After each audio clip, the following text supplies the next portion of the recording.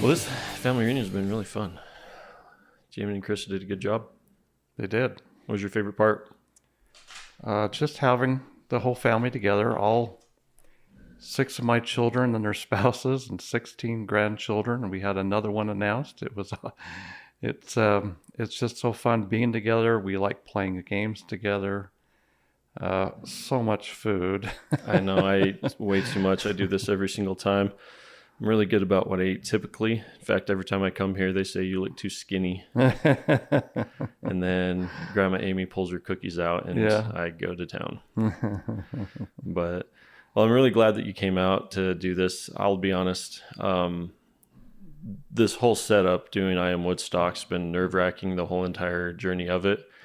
And this is probably one of the most nervous I've been doing it with you because I respect you so much. You're my dad. And, I want to make sure that every son wants their dad to be proud of them. And I've never felt unloved. Well, thank you. And today we're going to be doing a little bit different style than I typically do. The whole purpose of this show is for me to go around and just talk with people that I know, people I'm going to get to know, people who are experts in certain things, and we can share that expertise with each other. And I've said in other places we're the only thing we're truly experts in our own experiences. And anyone that tells us that they know something for certain or know everything, we should, turn tail and run, because they typically don't, or at least they know just enough to be dangerous. And so typically I like to just sit down and have a free conversation about whatever we want to. But today I brought a couple notes with me.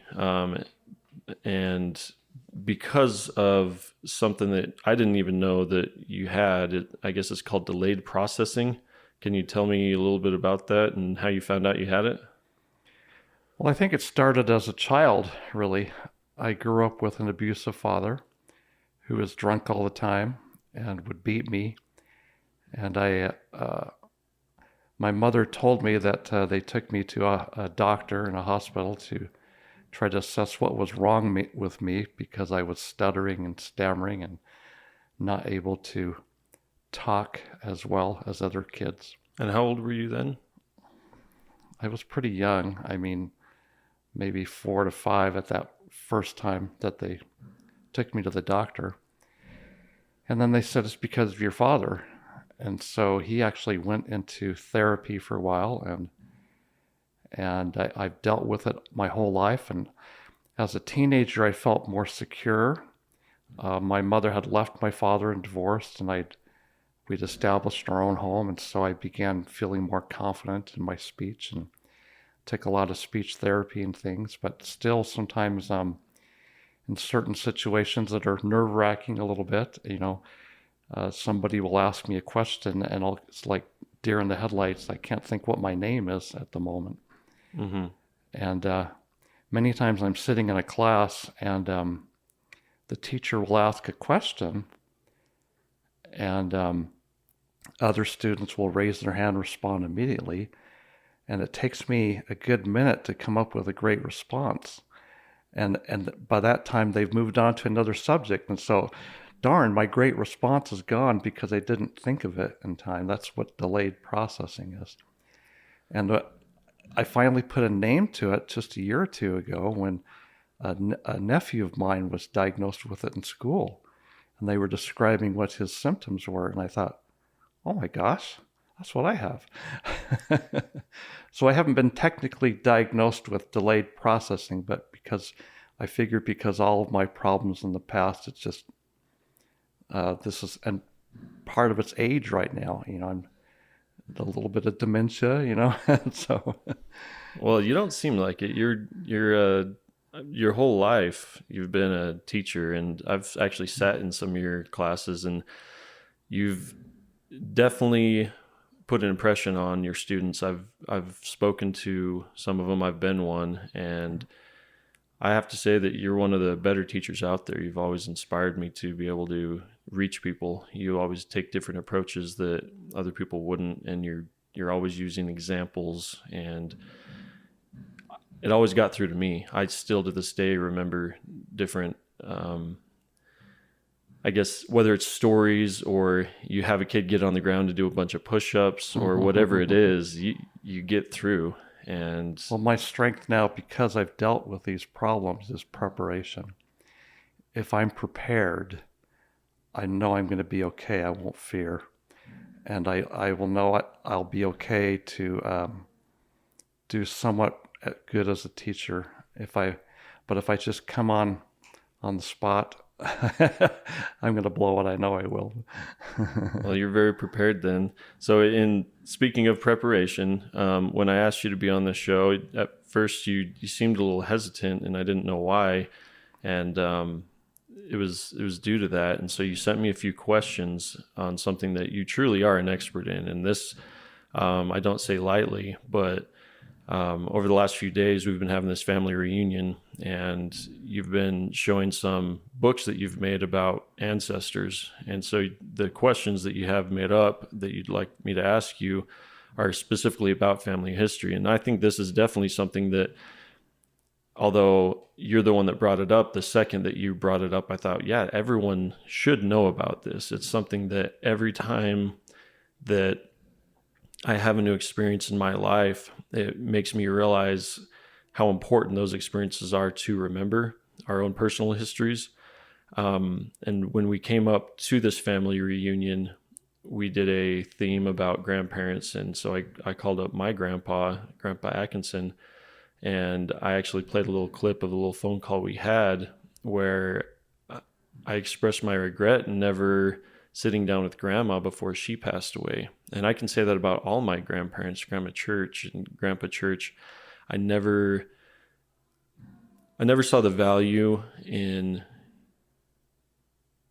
hearing what they went through. And now that I'm an adult, or at least a large child, I have a lot of regrets not sitting down, or at least recognizing that I needed to sit down and talk to them. But the first question that you wanted me to ask you was, how did you get into family history? Grandparents.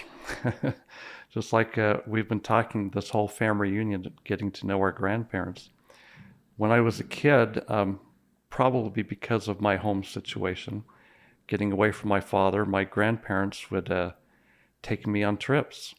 And we would go all around the Intermountain West visiting where their families had come from. We'd go to old cemeteries, old houses where they used to live at. And they'd take me to some of their relatives, some of their brothers and sisters who would be my granduncle, grandaunt, great uncle, great aunt, whatever it's called. Mm-hmm. Anyway, and so I just kind of became excited about family history growing up. When I was working on my Boy Scouts, you have to do so many service hour projects. And one of my projects was cleaning a family cemetery we had in Nevada. Almost all of the graves in this little family cemetery are our family. And it had gone to weeds, and it looked terrible. And so with my grandpa, we spent time cleaning it up, making it look nice. So it'd be a place of remembrance for our family.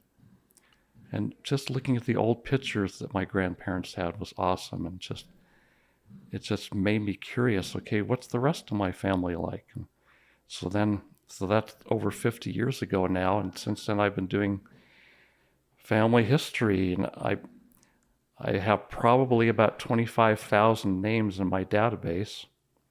Those are all not just grandparents, great grandparents, etc. Some of those, aunts and uncles, cousins, several generations past. Some are your mother's side of the family. So, and there could be a whole lot more. I'm still continuing to do that research.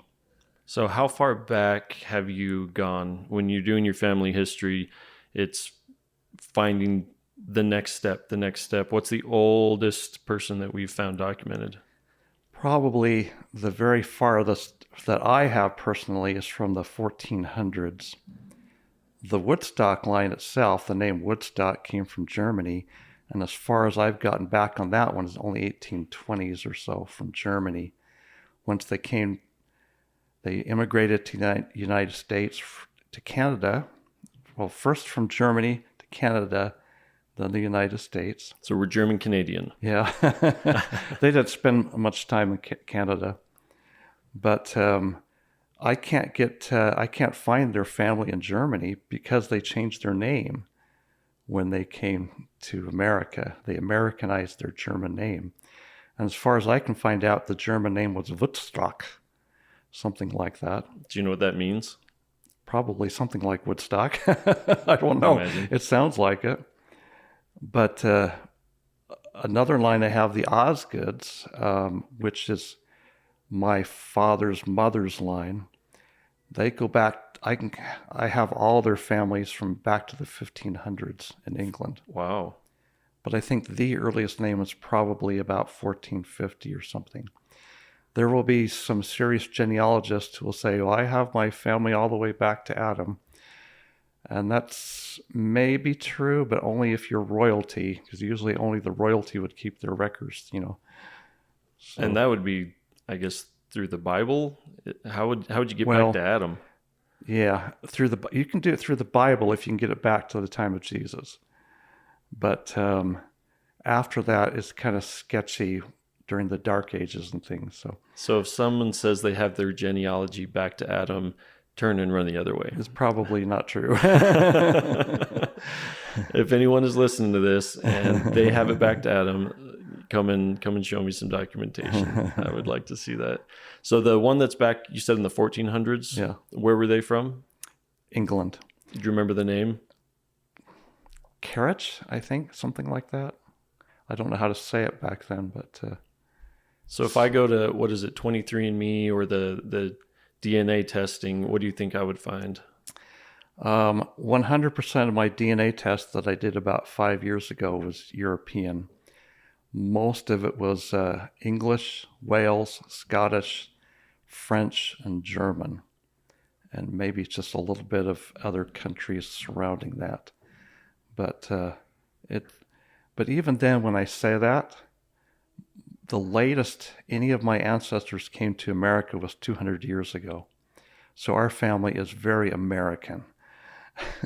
We are, 200 years ago. That would be, I'm terrible at math. In the 1820s. The 1820s. The Woodstock line.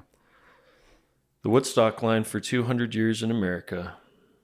I didn't know that. So most of ours... And the rest of the ancestors settled in Connecticut, Massachusetts, Rhode Island, Virginia, and then on to the other colonies and things. And it's we really have a deep part of the founding of America is because of our family. It makes me curious if I, get this out there and people with the last name Woodstock hear this, if a lot of them are actually related to us over the different generations. I don't doubt that they are. Because we had a lot of, what was it? Was it North Carolina that we had a lot of family? Yep, we do. Almost every state in the eastern United States, we have family because they helped settle those areas and eventually moved west. So how did our line get west over here? Because we've been, for those who don't know, we've been in Nevada, Arizona, California, right? It was mostly the California, after the gold rush and things. I have a great-great-great-grandfather who's one of the first judges in California when they came. Your brother was named after him, Jonathan Scott Woodstock. I didn't know that either. Yeah, his name was Jonathan Scott. But so I think after they came to California, then they started going to Nevada and Arizona and Utah. All right. Let me see here. We've already gone over question 2. This one is important for anyone who's listening. If someone wants to get started, where's the best place they can go to find information?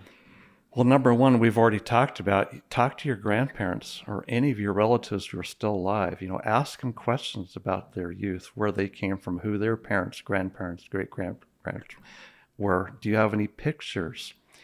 It used to be everyone had a family Bible. They would write all the dates and names of their family in. So that's very important way to start, especially before these old folks die away. And that's why I wanted to do little books like this. I did one on my grandpa Woodstock, so my kids would know about him. And he had 2 wives, not at the same time.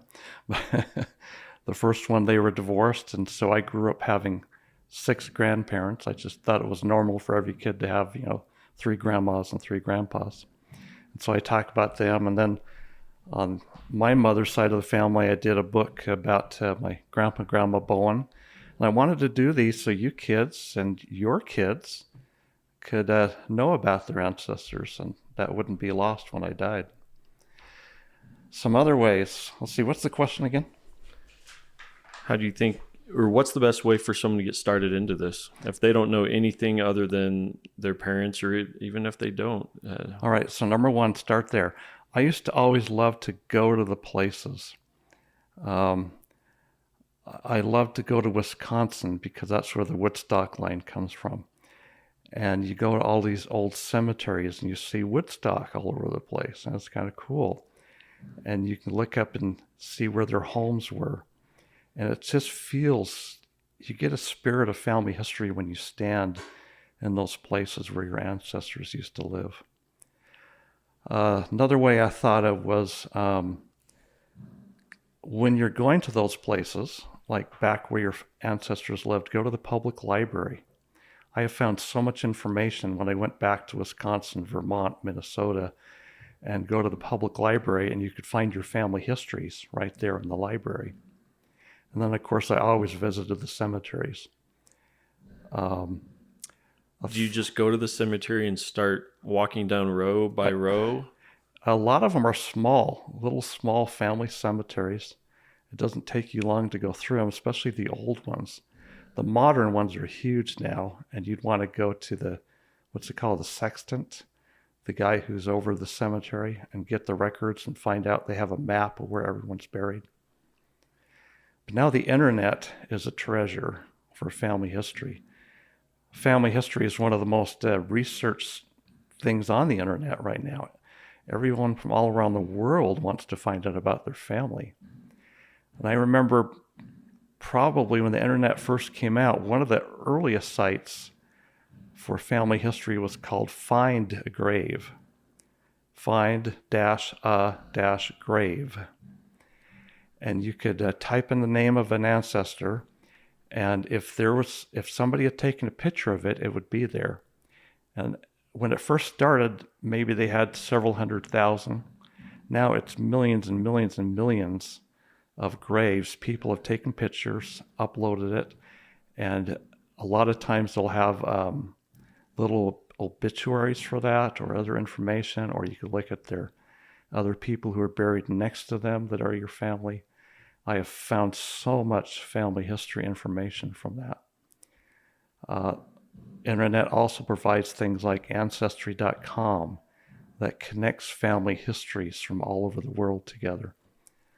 So if someone was in our line, you've already done a lot of the legwork. They can just tie into that, and it's already done for them, right? Exactly, and I've tied into other people and the work that they've done. Through the internet about 5 years ago, I found some second cousins of mine, and they live in Iowa. And so on a trip back east to visit some of my family history places, I stopped, spent a couple days with them, and we had an awesome connection. It was so fun. They got out some of their records, and I showed some of my records. I took pictures of some of their pictures. They took me around to visit the town, and we just had a wonderful time connecting. And still today, we keep in touch through email and the internet, and they'll send pictures that they found of our common ancestors. So it's pretty cool. So where do I start, or where do I go from here? You've done so much. I feel like is there a roadblock that you've ran into that when I needed to pick up the torch? There's still a lot to do. I think everyone ought to get their DNA tested. I had that done. And your DNA, of course, is going to be a little different from mine because you have your mother in there. There's still a lot of work on your mother's side to do. The Woodstock line is probably one of the least researched lines because it goes back into Germany, and I don't read German. So I'm trying to encourage your brother who's living in Germany to learn how to read some German so you can look at, figure out where our ancestors were. It would be cool someday when I go back to visit Jamin he can take me to some of the towns where they used to live, and I can feel that spirit of place, and maybe we can find a cemetery where our ancestors were buried. And you spoke a lot about technology being a good boon for this. They have translators now that are very accurate. So as long as Jamin can learn how to pronounce some words, he should be able to just speak it into a translator and that's a good thought. Have it come out. Yeah. Or type it down, and I'm sure there's some internet engines that can translate it for us. There's another source now called Roots Tech that has become an international thing now. You can attend it online this last year because of COVID, and I think they're going to continue to do that throughout the years. But they'll have presenters, experts in genealogy and all aspects from DNA to, how to research and things, and you can find connections for how to do German research and things like that. I just haven't got into that aspect of having the motivation to learn German yet. So your line is almost 100% just Northern European, right? Yeah. What about Mom's line? Is that the same? I don't know a lot about your mom. That's why you've got a lot to do there on that side. You and your brothers and sisters. Well, I've definitely broken the whole European spell with my wife. I think from what she knows, she's about mostly kind of Mexican / Venezuelan. And so my daughter's going to be a nice, her genealogy is going to be a little bit more complicated than ours is. So I'm excited to start delving into that side. I don't think she knows much past her grandpa. I know he came over from Venezuela, served in the U.S. military for some time, and she probably has a little bit more information, but I'm going to have to definitely get with my in-law, my mother-in-law, before it's too late. I'll have to get these microphones out with her and see how much I can get out of her. And it's so exciting when you discover something. When you first discover your great-grandparents, oh my gosh, this is my great-grandpa. And you read all about what his life was like, and it just makes you excited to want to do more, to find out who his parents were and who his parents were. It's a great work. One thing I've put a lot of thought into, and I don't know how to really describe it. People keep asking me why I'm doing this podcast, and I have this vision in my head, but it's something that you can't really put into words. And my hope is that over time, after dozens and dozens of episodes, the full picture starts coming to light. But I think as humans, we're, for lack of a better word, we're evolving as far as our abilities to understand each other, understand the world we live in, and bring compassion to each other. And genealogy, it doesn't excite me, but the thing that I always want to know about are the darker sides, where we've come from, because I think that we are going in the right direction as a human race. I think right now is the best time to live on the face of the planet. And right now in kind of the social media, there's a lot of light being brought to all these. For example, we have all these statues being torn down, and we're judging people based off of our current standards.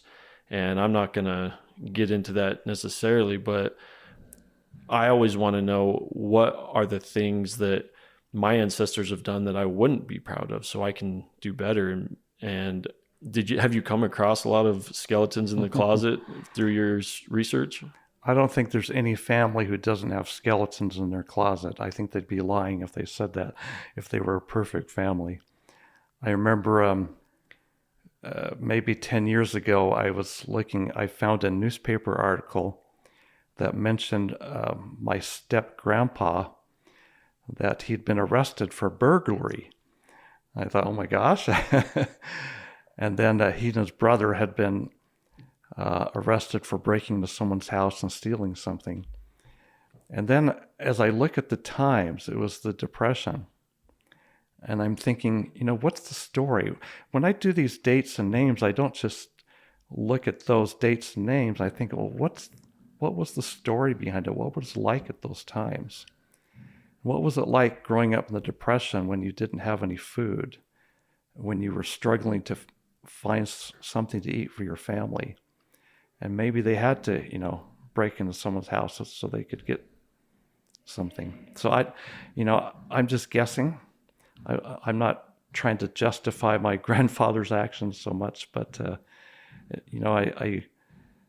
I think there's two sides to every story, and we need to think about that. Now, on the sad side of my family, my father's family was all from the northern United States.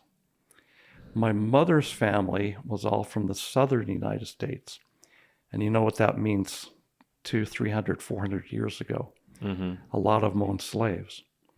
And there's a lot of records and it made me sad that they did. But it was part of the times, and I no way do I want to justify that. But it's a fact of life we have to deal with. They did own slaves. And so that is a darker part of our past. And what can we do to make up for that now? We try to do everything we can to root out racism and to make sure our kids have no aspect of that at all in their lives. I can agree with that. Any other skeletons that come to mind that I need to know about? No.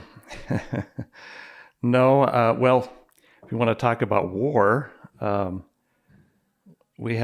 know of at least 6 of my direct ancestors that served in the Civil War, 2 for the North and 4 for the South. And so you can imagine the South, they're fighting for slavery and stuff. So that aspect,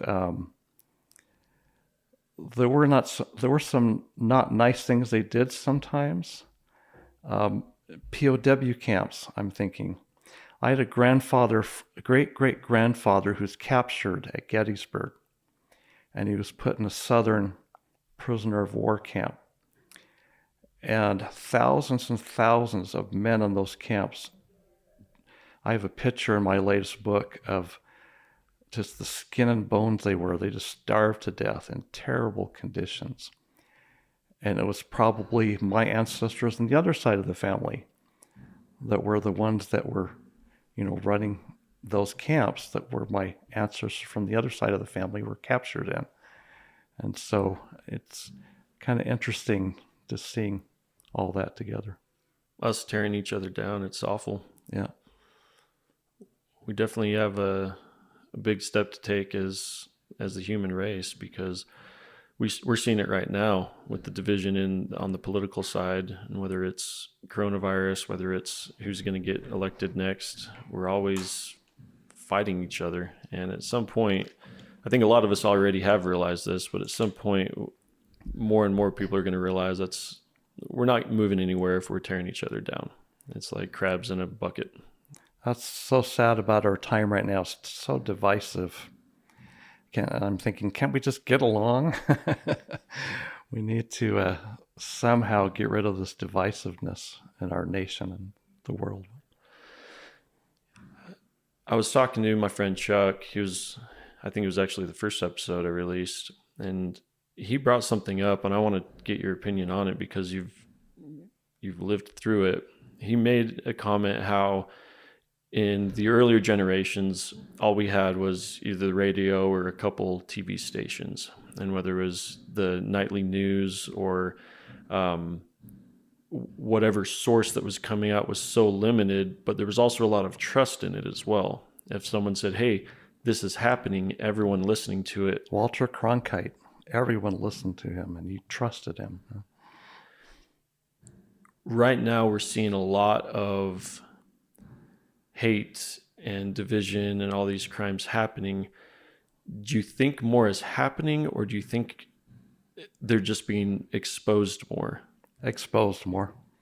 There are so many sources you can go to now. I mean, the internet has just exploded the information that we have access to.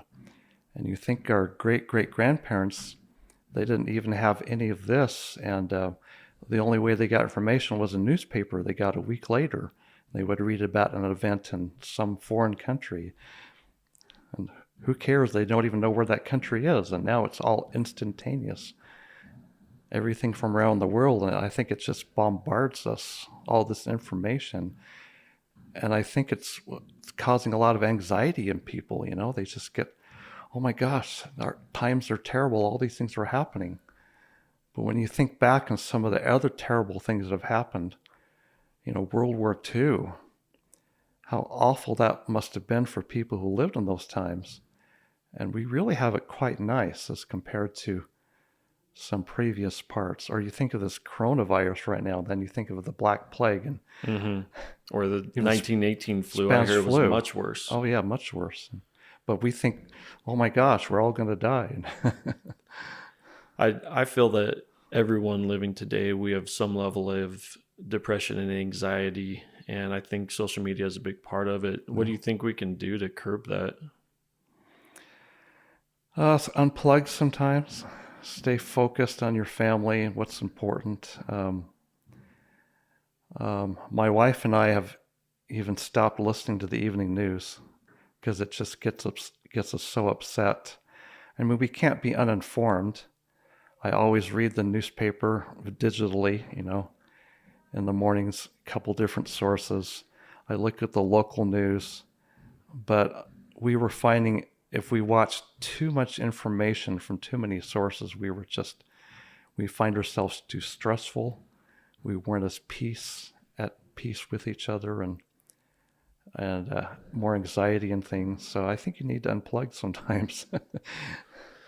I absolutely agree. I think social media is a tool that we can use to keep in touch. And the reason I'm on Facebook right now, I actually deleted the app for a while just to see, and it was nice, but I kept missing out on stuff that we were posting as a family.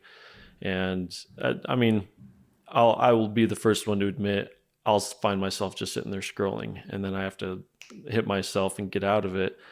And I find that there's a lot of good information. And I truly believe the more information we share with each other, the better. I think as we progress as humanity, as the human race, we're only going to get better if we have enough information to make good decisions. I think most of the bad decisions we've made throughout the history is because we just didn't know. We didn't realize the consequence, or we didn't understand that we would be better off if we acted in a different way. So I definitely support spreading as much information as possible.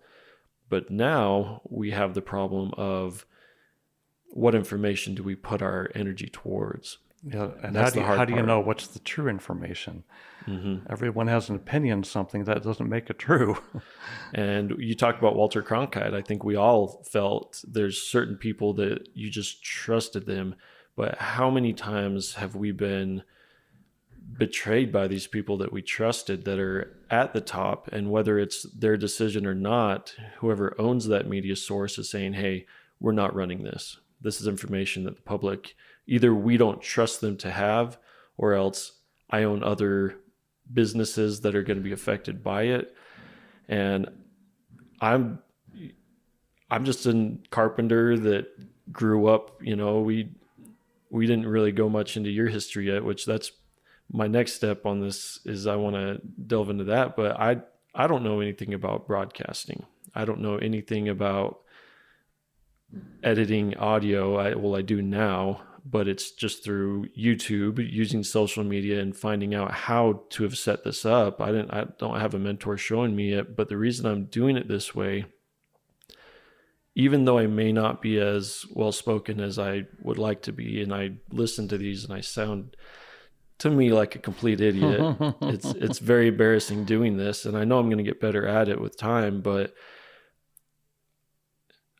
I trust myself, and I think the people around me trust me. And my hope is that I can get to the point where we can start actually having a a conversation as a large group, as anyone that I talk to and everyone that listens to it, we can all start piecing together what actually is the truth.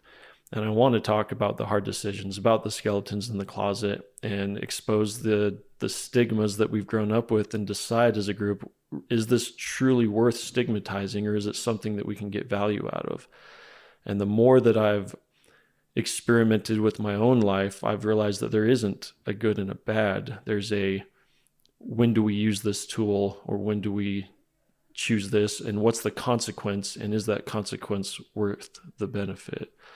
And I'm hoping that the more people I talk to, and I'm at the beginning right now, so it's frustrating because I want it. We all want something delivered right away. We have Amazon drones dropping packages same day, and this is going to be a work of years. And I don't think the value of what I'm doing is going to really be apparent for years to come. But talking to people like you who truly are experts in your experience, and your experience is vast. You've done a lot in your life. And now, I'm not a trained genealogist. People can get degrees in this, and I haven't done that. This is just my experience over 50 years. And I'm not knocking on trained genealogists by saying this, but I've found too many times people who have a degree in something tend to be blinded. Yeah. They are experts in one very small pinprick, and so they don't look at the big picture. And without that pinprick is worthless. And the only thing I could say I'm really an expert on is how to cope a baseboard for a 90-degree angle. And that's not much. But I love talking to people, and I love getting to know new people. And I think that if we're open and honest in sharing these things with each other, and admitting that we're not the experts, admitting that we're all morons on some level, that's when we start sharing and picking out the good pieces and throwing away the chaff. And I think we're on we're close to an exponential growth of just good data traveling around between, everyone, and we're getting it. I think humanity's close to it, and we've never been closer, and it's only going to be an exponential growth. But what I really look forward to, and right now with me and you on the family history side, is my direct family, which is you, because I don't think we've talked too much about your background at all. And I want to get into stuff that we've never talked about. I've never doubted your love for me. From a child, I just assumed that all families had I watched Leave It to Beaver, and I'm like, yeah, that's my family. And now that I'm adult, and I talked to Mom before she passed away, and I've talked to you a little bit, I realized it wasn't all roses. There were a lot of dark parts, and I think those parts are just as important to talk about as are the happy times. But do you mind if we go through a little bit of where you were born and through your childhood and the experiences that you've had? Sure. So start off where you're born and just tell me your story chronologically. Well, I was born in Southern California, Corona, California. My mother had just graduated from high school. I met my father, who was a sailor in the Navy on a Southern California beach, and they eloped. And before I was even born, he had taken off, or they divorced or something. And so I grew up the first couple of years of my life with my grandparents. And this is Corden? No, this is the Bowen side. Oh, the Bowen side. Okay. Oh, this is the Bowen side right Okay. there. Yeah. Anyway, and so, and then when I was a toddler, my father came back and remarried my mother. And but he didn't know who I was. I was kind of a stranger to him because. And how old were you when he came back? Probably a year and a half when he came back. And so anyway, they ended up having 4 more children together. I had 1 brother and 3 sisters. And within about a 6-year period, the five of us were born. But it was a hard time because my father, you know, my father, he died about 30 years ago. And sometimes I've talked harshly about him in the past, especially with my kids. But I have forgiven him now, and I've tried to go back and look at his side of the story. Why was he the way he was? He drank. He was an alcoholic. I hardly remember when he wasn't drunk. But then I found out that he was in pain. He was in terrible, terrible back pain. You know what that's like. And back then you didn't have these drugs you could take or even prescriptions. All you could do was drink alcohol. And I think, by the way, that pain came from being in the Navy. He was injured. And so the only way he could escape from that pain was through the alcohol. And unfortunately, that means he had a hard time holding a job. And when he got let go from a job, he would move to another place and find another job. And after a few months, that job would go away. So he'd move to another place. So as a child, I had a hard time making friends because we were constantly moving every few months. As an example, I went to 2 different kindergartens, 2 different first grades, 3 different second grades, 2 different third grades, 2 different fourth grades. And when you move around from school to school, how do you make friends? And so I was a very insecure child and had these speech problems at the same time. And so it was a dark time for me. And growing up in this home where we were afraid of our father because of his alcohol. Also, I'm having some lung issues now because I grew up with secondhand smoke all my life. He would smoke 2 packs of cigarettes a day. But it's interesting how me personally, growing up in that environment, I kind of shunned alcohol and tobacco because I didn't want to be that was ugly to me, those things. I didn't want to be a part of that.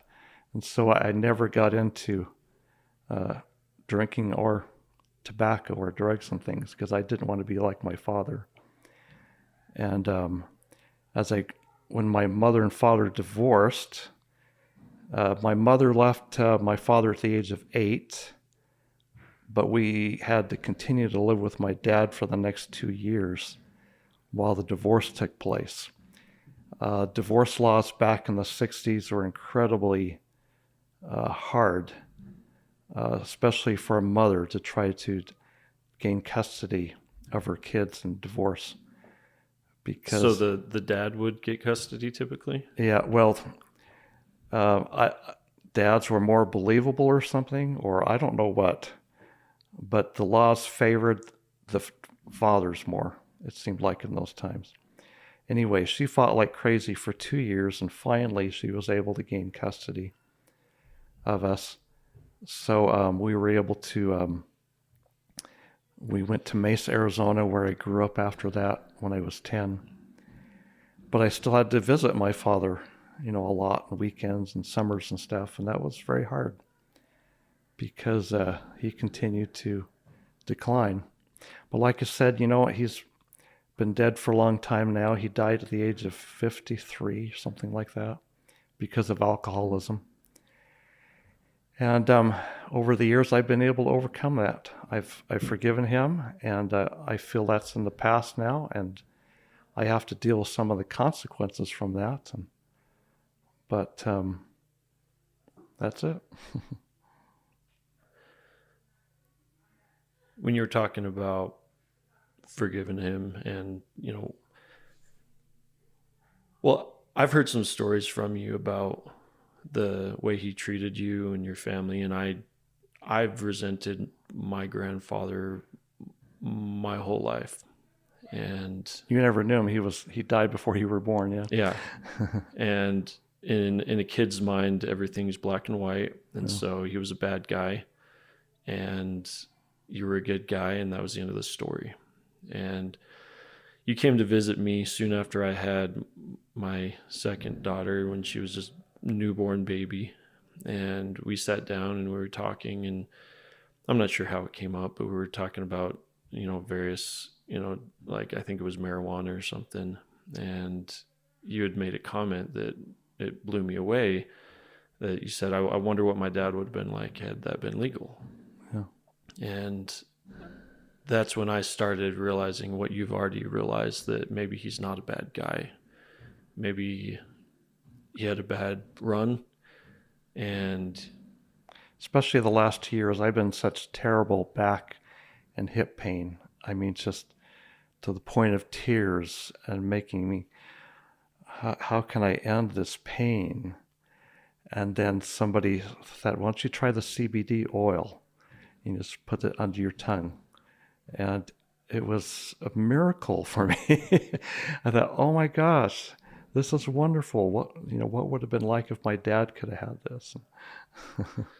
And the part, other than the physical pain, I think there's a lot of people who abuse substances because of mental pain, or of emotional pain. And it's something that I need to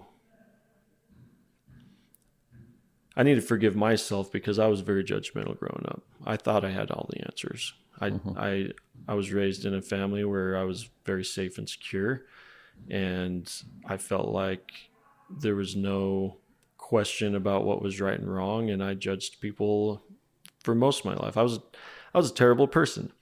You were not. I always wanted to do good, and I tried to be kind, but I was terrible to some people because I thought that I was right and they were wrong. And I do runs in the family.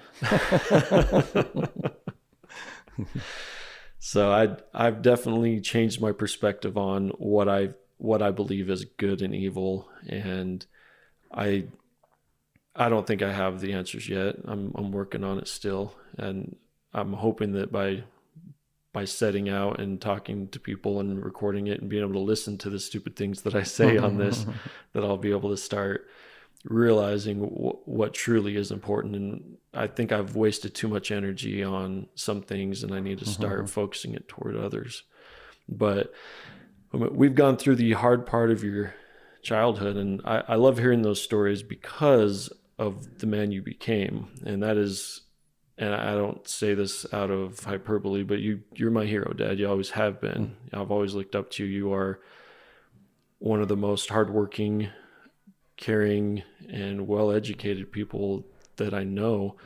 And I kind of want to hear, after you graduated high school, because you were the oldest of your children, and from what I heard, you were the man of the house as you were growing up. So when you first left home to be your own person, instead of, taking care of your family, I want to hear how it was to go out into the world after that. But first, I want to talk a little bit about the relationship between you and my mother, because I've always thought that story was one of my favorites, but I don't think I've ever heard the whole thing directly from you. I've heard bits and pieces, and then from my brothers and sisters and Mom. But when's the first time you met Mom?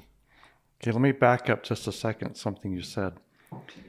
When I was a child, and I would hear my mother and father scream and throw things at each other, and I would lay in my bed and cry, I would think to myself, why did I have to be born into a family like this? I can't wait to leave home where I can make my own family, and make my own family not like this, be happy. And so that was my goal all through growing up, was to have my own family where I could do good things. And so after my mother left my father, probably the most important thing that happened to me was to join the Church of Jesus Christ of Latter-day Saints. It changed my life. It gave me more confidence, and it made me meet these people that just loved me, became friends with me, and that's how I met your mom, basically. We met in high school at a sophomore English class. I walked into the room, saw this beautiful blonde girl over there, and thinking, I'd really like to get to know her. And so I went and sat behind her, and throughout the semester, we started to become friends, and we went to church activities, and we both had the same moral values. Because I didn't want to have anything to do with alcohol and tobacco, and neither did she.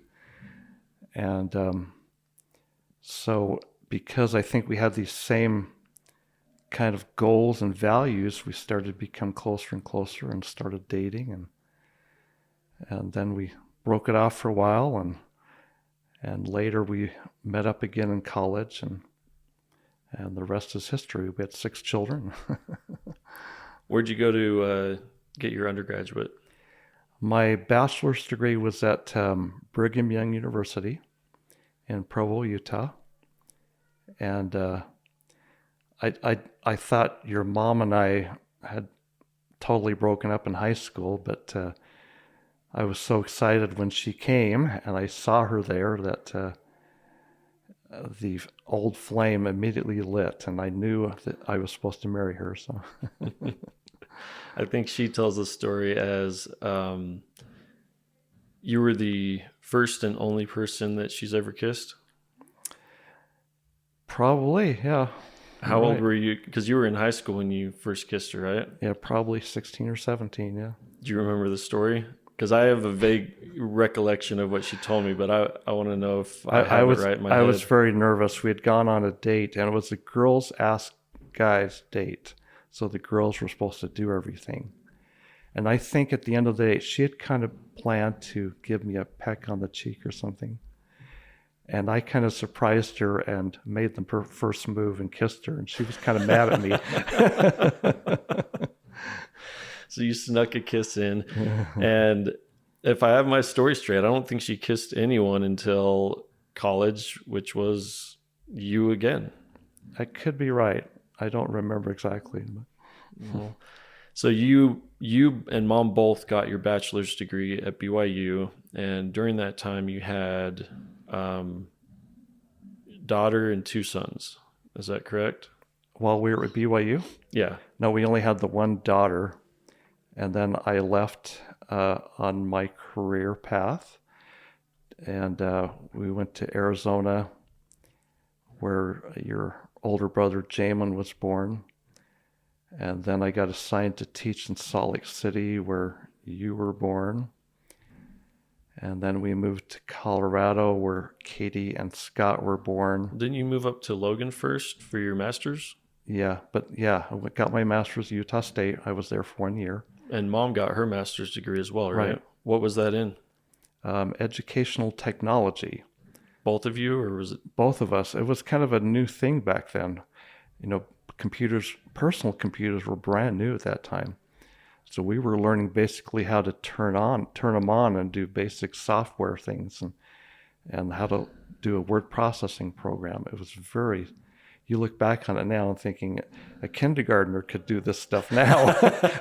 we were getting our master's degree in it. Back when the screens were green? Yes. Did you ever play Oregon Trail? Or was that before? I did. You did? Yeah. So that's something we have in common. I think I was the last generation to play Oregon Trail on those green screens. Yeah.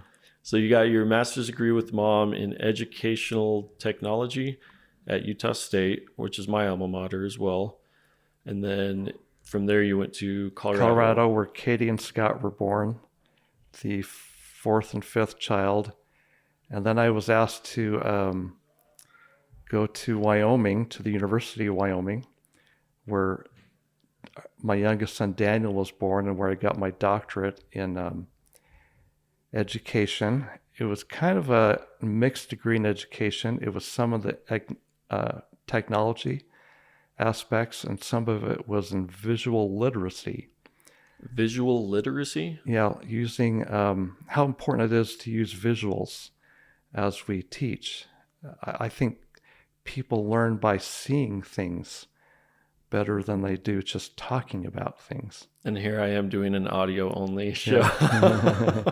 That's why in these books that I created for you guys about your ancestors, there's tons of pictures. So you can actually see, what they were like rather than just reading their story. But And maybe on the website, I might do a post and show a few pictures of those books because they're amazing, Dad. They really are. I've already read through all of them that I've had available to me, and it made family history come to life. It wasn't just a name anymore. Like you said, it was the story. But back to your story. We're in Laramie, Wyoming. You got your doctorate degree or doctorate. What were the type of technologies that were out at the time? Do you remember what year that was? The doctorate I finished in 1998, and that was just the beginning of the web. And in fact, we were learning how to do programs where basically when you go onto a website now and you push a button at this place, or you push a button in this place, we were learning how to set those things up. Basically, it was creating a web page, although we didn't call it by that name at that time. But it was after that the web started to explode, and we're here now. And then from there, we moved down to Mesa, Arizona. Was that your choice? Did you get to choose where to go after you got your doctorate? They assigned me to go there, but I had some health problems there, so we only stayed for a year, and then I was sent up to Weber State University in northern Utah. And that's where I graduated, not at Weber State, but Box Elder High. And that's where I split off from the family, went up to Utah State and got my degree and everything. Since you've moved a couple times, you went back down to, I think you moved to Cedar City, and that's why I retired after your mom died, and then I retired in St. George. Well, gives me a lot to think about.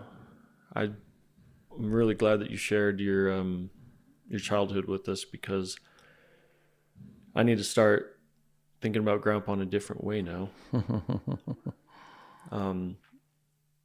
I love being a grandpa to your two daughters.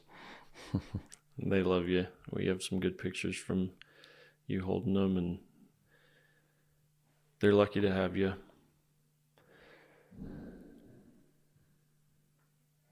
Do you have any questions for me? No, I love you. One thing that you and I have never talked about is, I was raised in the church. I know you spoke a little bit about joining the Church of Jesus Christ of Latter-day Saints, or as most of the world calls it, the Mormon Church. I know that's not the name which used to be a derogatory nickname towards us, and then we kind of accepted it for a while. Now they're saying, well, maybe we should stick to the name of the church. Yeah. We owned it. Yeah. So I was raised in that culture, and it made me the person I am today, and I don't go anymore. And I've always worried about how you've viewed that. And I know that you've told me that you do have hope that I go back to church someday. In fact, when I moved to Texas, I think I got missionaries knocking on my door that were sent from my father. I don't think I sent them, but or maybe you mentioned it when you were visiting, and the church said, "Hey, I think we know where they live," because I lived across the street from the bishop. But even right now, I'm drinking coffee, and I know that's something that's against what the church standards are. How have you felt about me falling away? Well, I think it's hard for any parent of any religion when their children decide to go a different route than they've been raised, what they believe in things. And it was harder for me at first, and it was really hard for your mom before she passed away. But I've come to learn over the years just to love you.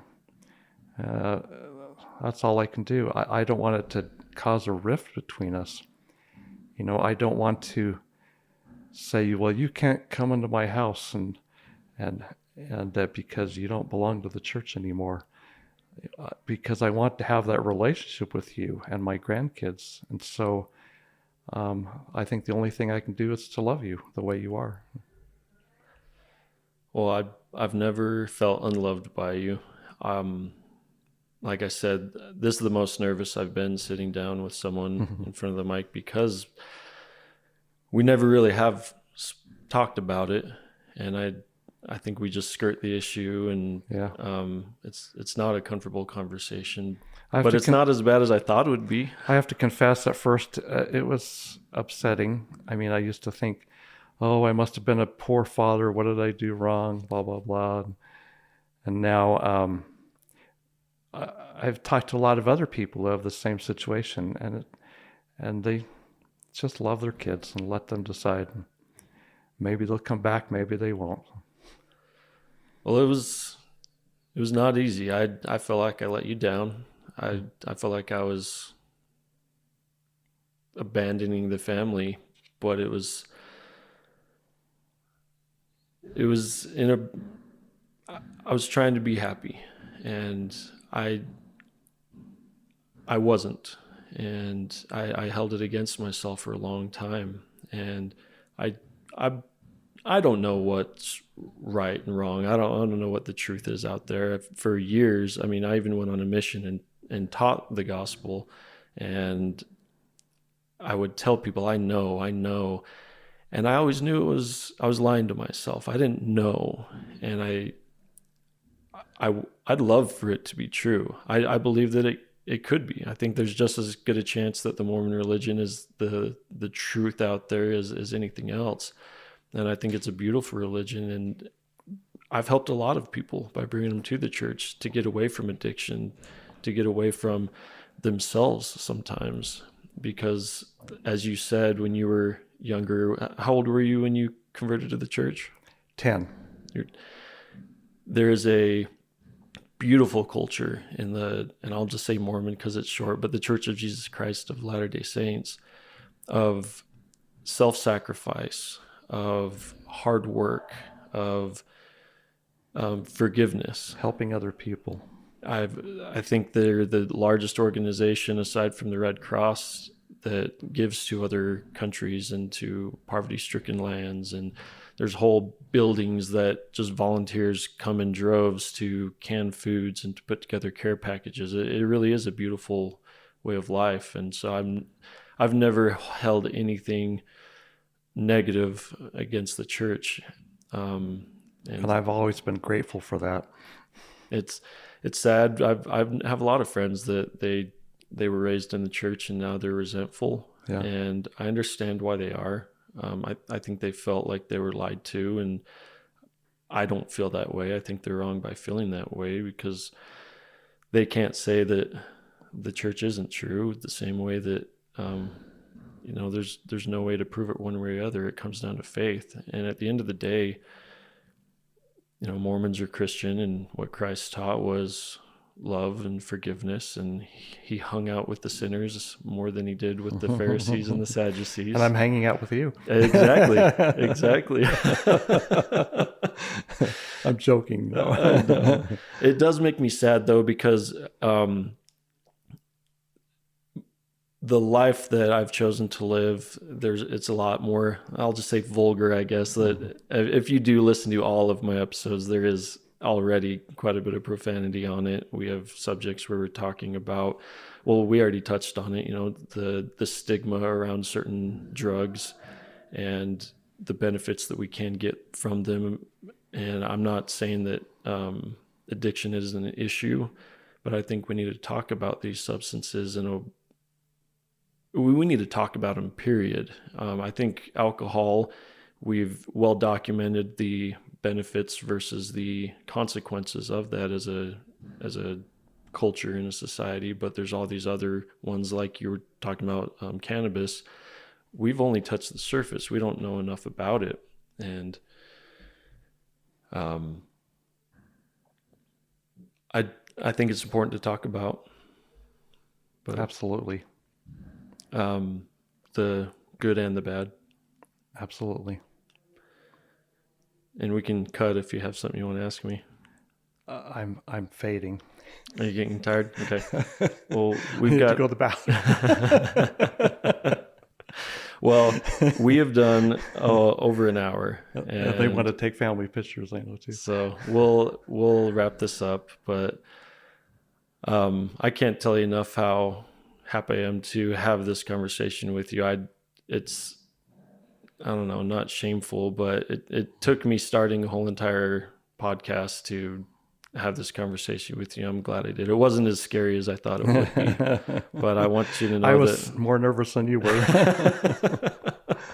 but I want you to know that I love you. I always will. And maybe I'll be a prodigal son and I'll come back, but I hope And I you will know, welcome you with open arms. but I want to do what's good and right. And I think I'm going to reach a lot of people, and it may be a different way than, you'd imagine, but, I want to make you and continue to make you proud of me. And I've never been more proud as a son than I am every day proud of of my you. life. Yep. All right. Well, thanks, Dad. Okay, bye.